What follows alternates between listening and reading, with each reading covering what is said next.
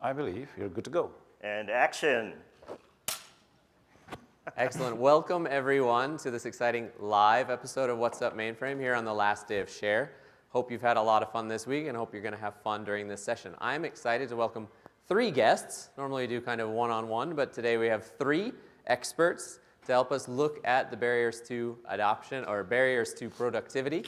And so, welcome to the stage, please, Venkat, Vaughn, and Kate. Come on up.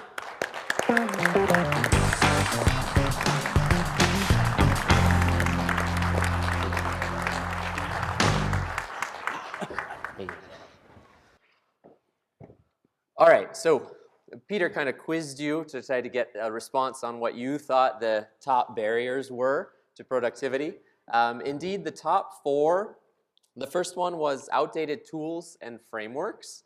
And then there's a lack of autonomy as number 2, interruptions and context switching at number 3, and a lack of knowledge and or best practices around DevOps and Agile. So we're going to kind of take them one by one, but we'll just see where the conversation goes. The group here on stage has a wealth of experience and knowledge in all of these areas. So the first one was outdated tools and frameworks. And kind of the interesting statistics that were mentioned with respect to that particular barrier was that over 70% of respondents noted that both Git and VS Code would greatly enhance their productivity.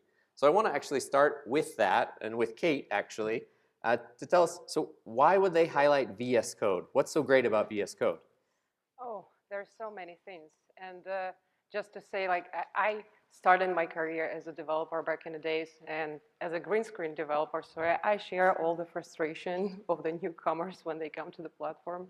So if I had something like this back in the days, I would actually would be so happy. But why do they love it? VS Code specifically is because there were many attempts to, to modernize the UIs of the mainframe, but only with VS Code you get, the speed, the lightweight. It's lightweight. It's really fast. But the most important part is it's modular.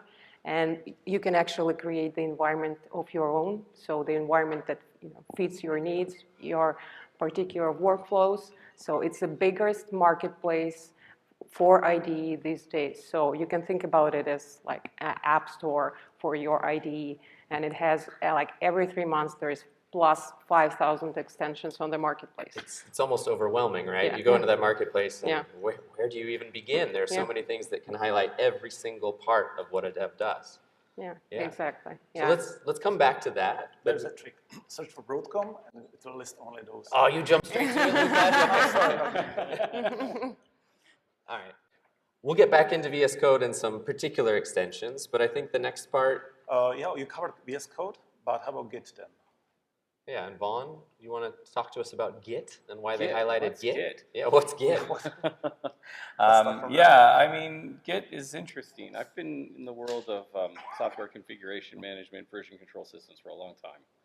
And I've never seen anything quite like the rise of Git and the standardization that happens around it.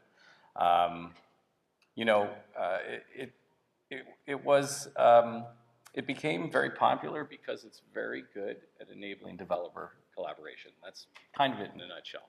Basically, developers loved it. They wanted to use it.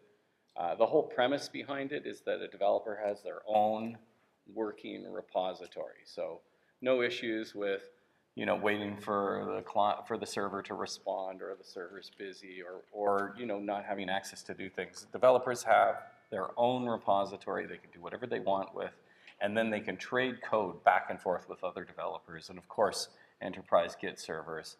And I mean, from the collaboration perspective, the enterprise Git servers brought it to a new level. So things like GitHub made it dead easy to do things like code reviews, have processes.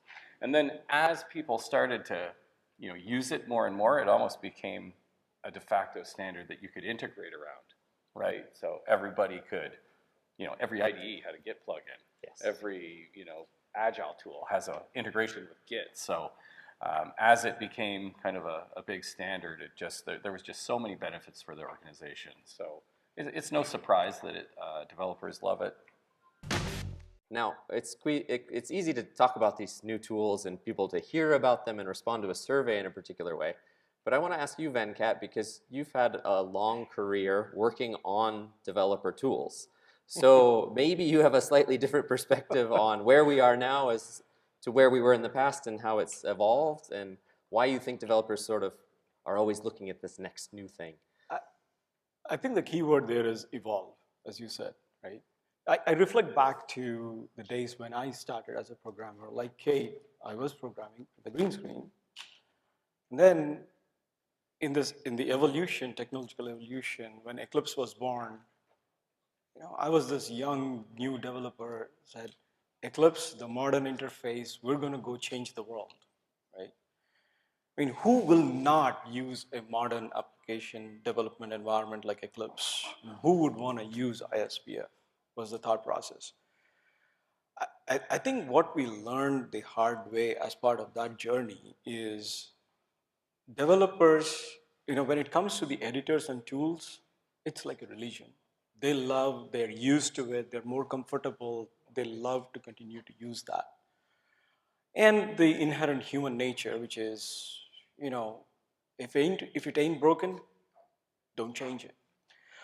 But, if you kind of fast forward to where we are right now, and if you look at the academic curriculum, what the fresh college grads are learning, they understand VS Code, they understand Git.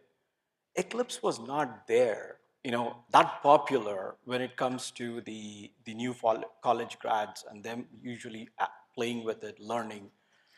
The lightweight nature of VS Code, as Kate mentioned, and the collaboration capabilities that Git offers is something that the new generation of developers understand.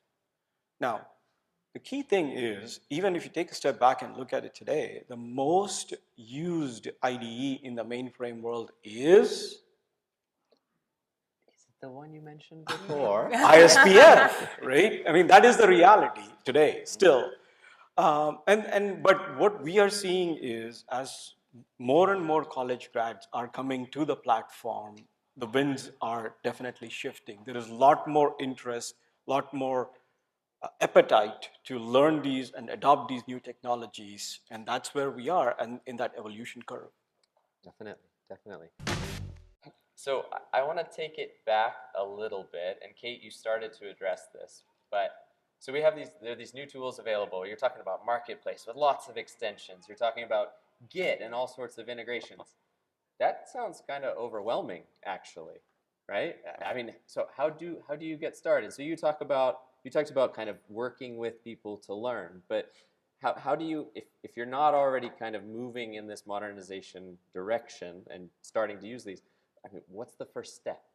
I think the first step is to figure out why you're modernizing. Okay. And there are different reasons. Sometimes it's because you're trying to find somebody and convince them that mainframe's a great place to build a career, right?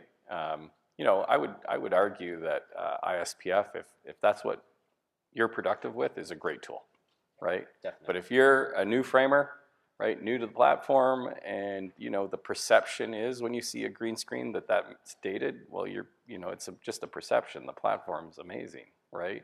But they're not going to figure that out if they've got this preconceived notion in their head.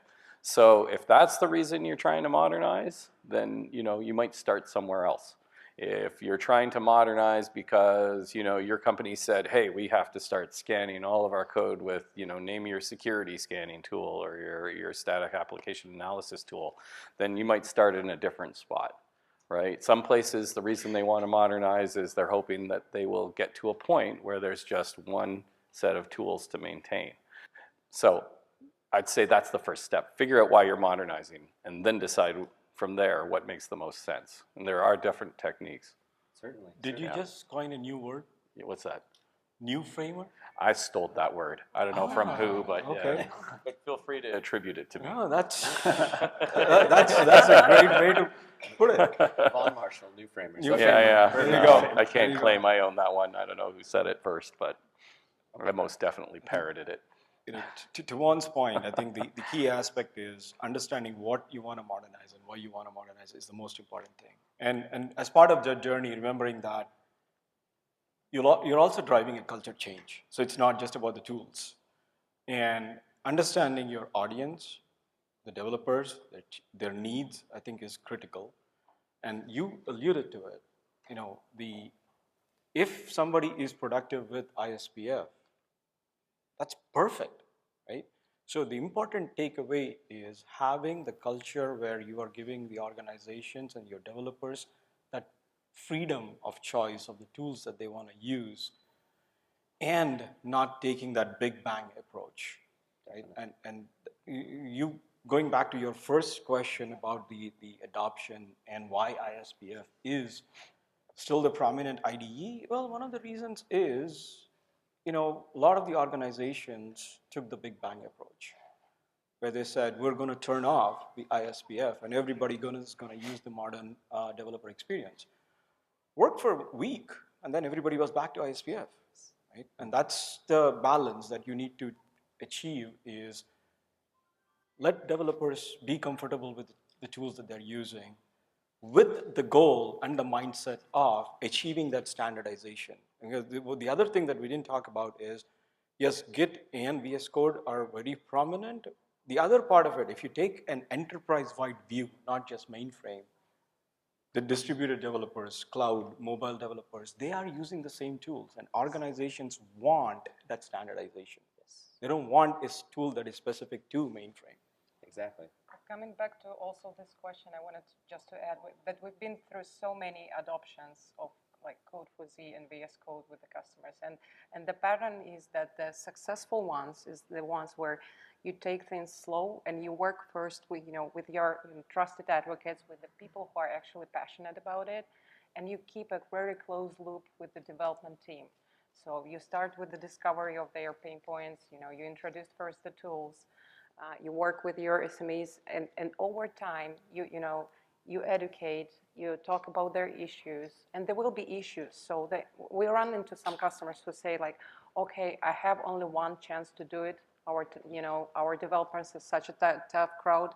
So, well, don't think like this, because you will work with your 1 and 2, work with first 2 people, and then, over time, the message will be spread. So grow your adoption slowly, and you will get there. Yeah, there's a point I would make there too, Kate, that some organizations will invest in yes, exactly. Yeah, exactly. Some organizations will invest in a tool and they'll want to see ROI, right? So they'll figure out how many people are using what, and if the number is really low on the new tool that they just bought, then that's bad.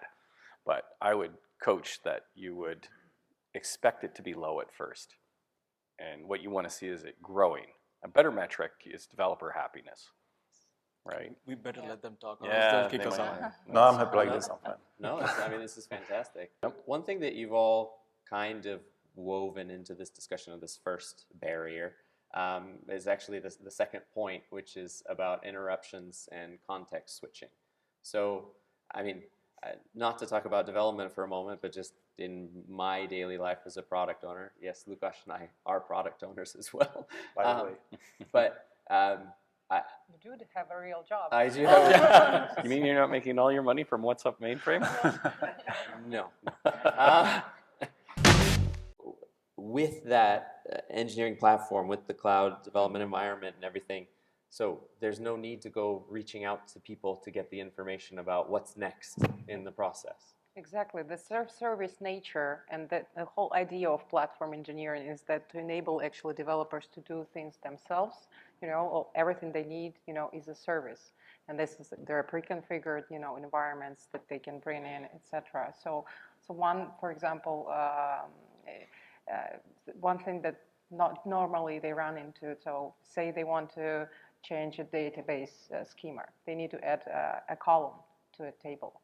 So quite often in the shops, they need to go and ask DBA to do this. So this is another context switch and another interruption, and they need to wait. And they're, well, that's why, vendors are investing into the concept of DevOps for databases. And for example, we do this with our DBM CLI plugins, and there will be a VS Code extension for that, so that they can just do things from the same developer portal. You can think about it like this, from the same VS Code.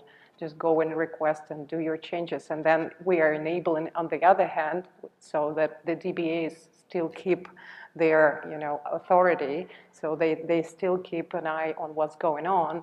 We're enabling them and showing them the really easy reports about what is it developers trying to change, and they can easily cancel this or put this on hold and go back to them if they need to. Have you heard about that 5-letter thing called Gen AI? Yeah. No, never heard of it. AI. No. I moved straight on to SBI, right? I mean, you heard Tuesday, yeah, right? exactly. Is Sure. it anything related to Git? Never heard of that either. To add to what Kate was saying, in terms of what's next, we're now seeing the trend of assistants that are popping up into the development environments that are geared towards helping the developers be guided without having to rely on or go tap on someone else's shoulder. And yes, it is very nascent at this point, but we definitely see the potential of Gen AI playing a key role in that evolution and helping developers not just understand what they're trying to do, but also to guide with the next set of steps. And imagine that power and and the ease of use is to onboard a new framer to the platform. It also helps with the context switching, but mostly the context switching on your senior developers, right? That's one less guy asking a question. And they can stay focused in writing code. Yep. Yeah, all these things are kind of starting to merge. So Yeah. within that cloud development environment, there could be this Gen AI assistant, and really you can stay in one place and be working Exactly. and have guidance. Bingo. And Venkat did know this. Again, no scripting, but the number 5 point was application understanding and knowledge. So having some input as to what you're working on was definitely something also highlighted by developers. So, And Gen AI will be a significant tool that would complement the other set of tools. So if you look at VS Code, the idea of looking at a program, its control graph, that helps understanding visually what's going on. Gen AI will bring in a new angle where developers can get the same information via a chatbot and have that interactive conversation to understand better as to what that application structure, the code structure is, and that's the trend and the direction that the industry is going in, and we are as well. well, I think that's a pretty good place to wrap it up. I'm going to invite Peter back up. Peter, our great director today, got to use the clacker at the beginning. He was excited as a schoolboy to do so. So I'll let Peter kind of bring it to a close. Peter? Well, thank you guys. I think that was very informative. Let's give them a round of applause. Thank you.